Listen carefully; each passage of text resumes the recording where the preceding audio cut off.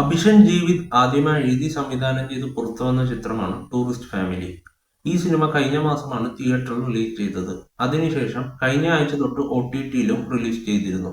M Sasikumar അവതരിപ്പിക്കുന്ന ധർമ്മദാസ് എന്ന character തന്റെ കുടുംബത്തെയും കൂട്ടി ശ്രീലങ്കയിൽ നിന്ന് തമിഴ്നാട്ടിലോട്ട് ഇല്ലീഗലായി പലായനം ചെയ്യുന്നതും തുടർന്ന് ആ കുടുംബം ആ നാട്ടിലുള്ള ജനങ്ങളുമായി ബ്ലെൻഡ് ചെയ്ത് ജീവിക്കാൻ ശ്രമിക്കുന്നതുമാണ് ഈ സിനിമയിലെ കഥ.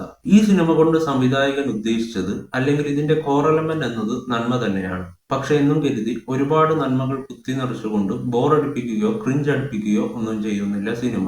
ഇതിലെ റൈറ്റിംഗിലൂടെ ഇതിലെ ക്യാരക്ടേഴ്സിനെ ഇമോഷണലി കാണുന്ന നമ്മളെ കണക്ട് ചെയ്യിപ്പിച്ചുകൊണ്ടാണ് ഈ സിനിമ അവതരിപ്പിച്ചിരിക്കുന്നത്. അതുകൊണ്ട് തന്നെ വല്ലാത്തൊരു ഒഴുക്കുണ്ട് ഈ സിനിമക്ക്. വളരെ സ്മൂത്ത് ആയിട്ട് എൻഗേജിംഗ് ആയിട്ട് കഥ മുന്നോട്ട് പോകുന്ന പോലെ അനുഭവപ്പെടും. പെർഫോമൻസിന്റെ കാര്യം പറയുകയാണെങ്കിൽ ഇതിൽ അഭിനയിച്ചിരിക്കുന്ന എല്ലാ ആർട്ടിസ്റ്റുകളും അവരവർക്ക് കിട്ടിയ വേഷങ്ങൾ വളരെ ഭംഗിയായി തന്നെ പെർഫോം ചെയ്തിട്ടുണ്ട്. എല്ലാ ആർട്ടിസ്റ്റുകൾക്കും കിട്ടിയ വേഷങ്ങൾ അവരവർക്ക് ആപ്റ്റായിട്ട് ഉള്ളത് തന്നെയായിട്ടാണ് എനിക്ക് അനുഭവപ്പെട്ടത്. ഇതിലെ ഡയറക്ടർ ഇതിലൊരു വേഷം ചെയ്തിട്ടുണ്ട്. അദ്ദേഹം വളരെ നന്നായി തന്നെ പെർഫോം ചെയ്തിട്ടുണ്ട്. ഇതിൽ എടുത്തു പറയേണ്ടത് എം ശശികുമാറിന്റെ ഇളയ മകനായി അഭിനയിച്ച മുള്ളി എന്ന ക്യാരക്ടർ ചെയ്ത കുട്ടിയാണ്. വളരെ നന്നായി തന്നെ കിടിലനായിട്ട് തന്നെ അദ്ദേഹം ആ വേഷം പെർഫോം ചെയ്തിട്ടുണ്ട്. യോഗി ബാബു ഈ സിനിമയിൽ ഒരു പ്രധാന വേഷം ചെയ്തിട്ടുണ്ട്.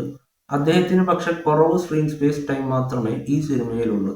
പക്ഷെ എന്നിരുന്നാലും വന്നു പോകുന്ന സീനുകളിലെല്ലാം തന്നെ അദ്ദേഹം സ്കോർ ചെയ്തിട്ടുണ്ട്.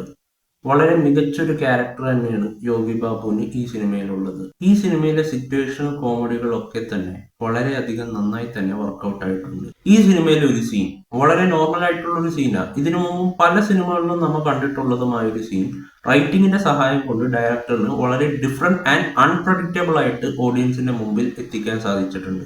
അതുപോലെ തന്നെ ഈ സിനിമയിൽ ഒരു പ്ലോട്ട് ട്വിസ്റ്റ് ഉണ്ട്. പറയാതിരിക്കാൻ വയ്യ, കിടിലൻ പ്ലോട്ട് ട്വിസ്റ്റ് ആയിരുന്നു അത്. ഈ സിനിമ കണ്ടു കഴിഞ്ഞപ്പോൾ ഇത് തിയേറ്ററിൽ നിന്ന് മിസ്സായല്ലോ എന്നുള്ളൊരു വിഷമം മാത്രമേ എനിക്കുണ്ടായുള്ളൂ. ഈ സിനിമ കണ്ടു കഴിയുമ്പോൾ കിട്ടുന്നത് വല്ലാത്തൊരു അനുഭൂതി തന്നെയാണ്. അതൊരിക്കലും പറഞ്ഞറിയിക്കാനായിട്ട് സാധിക്കില്ല.